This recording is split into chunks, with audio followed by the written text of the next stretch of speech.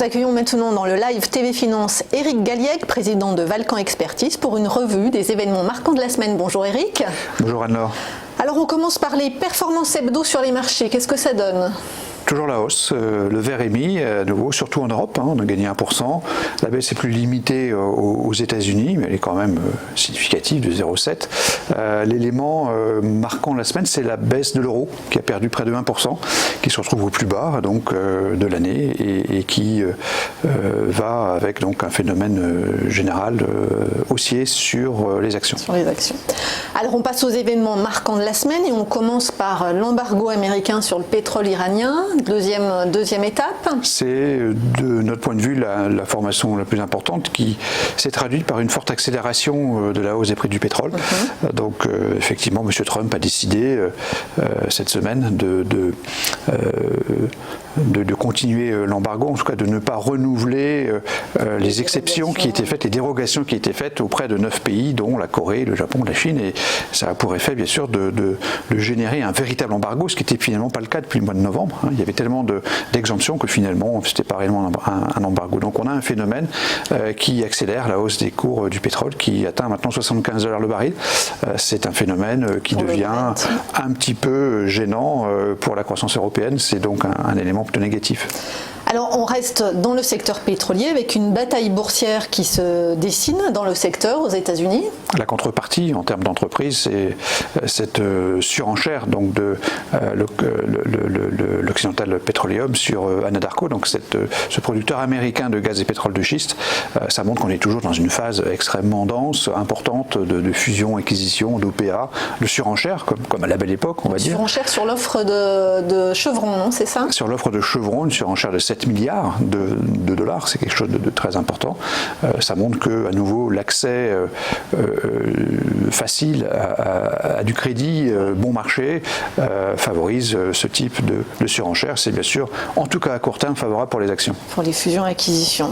On passe au secteur automobile. Alors là, on n'est pas du tout sur la même donne. On est plutôt sur un secteur automobile en peine avec Renault qui a finalement publié aussi, hier c'était PSA, ce matin c'est Renault, c'est une baisse de ses ventes de 5% au premier trimestre. Le secteur automobile, secteur cyclique s'il en est, emblématique donc d'une dépendance à la conjoncture économique, souffre effectivement. On a du côté de Nissan un deuxième profit warning qui est plus important que le premier, qui va affecter Renault, bien sûr, en termes de profitabilité, de l'ordre de 10%. Ça justifie une baisse, toute chose égale par ailleurs, de 10% des résultats de Renault, ce profit warning de Nissan.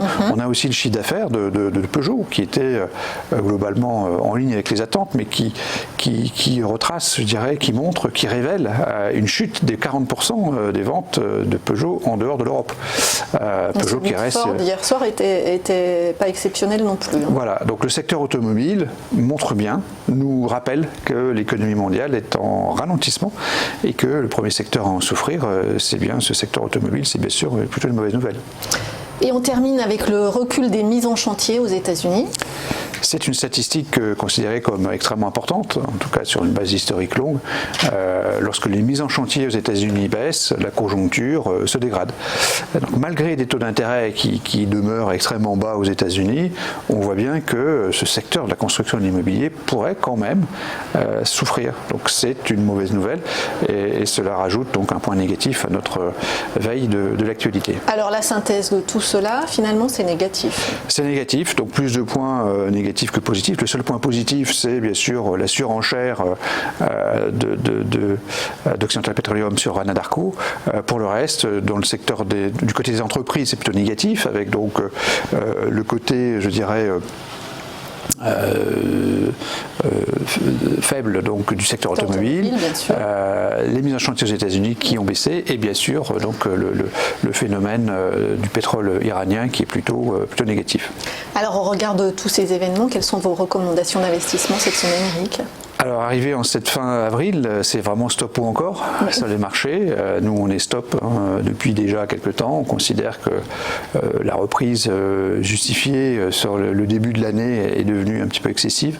Donc pour notre part, nous considérons, au vu de cette actualité qui demeure négative, que les marchés devraient corriger de 5 à 10%. Donc on propose à nos clients de ne pas acheter d'actions aujourd'hui, donc d'être sous-pondérés sur les actions. Merci beaucoup Éric Galliègue. Je le rappelle, vous êtes président de Valcamp Expertise.